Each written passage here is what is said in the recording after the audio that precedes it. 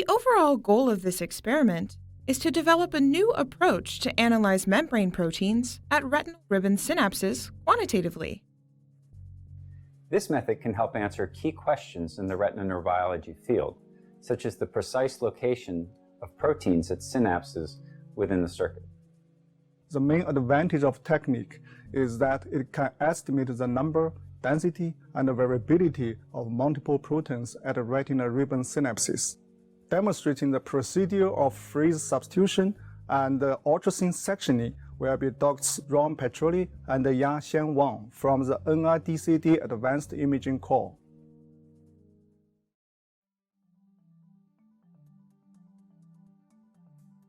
To begin this procedure, dissect an eyeball under the microscope. To do so, first remove the cornea, then remove the lens and vitreous from the inner retinal surface with forceps. Afterward, peel the sclera until the retina is isolated from the eye cup. Cut the retina immediately into 100 to 200 micrometer thick strips with a razor. Subsequently, fix the retina strips in 4% paraformaldehyde in 0.1 molar Pb. Then, in 4% paraformaldehyde plus 0.01% glutaraldehyde at room temperature. After several washes in Pb with 0.15 millimolar calcium chloride, cryoprotect the retinal strips with glycerol in 0.1 molar Pb prior to freeze substitution.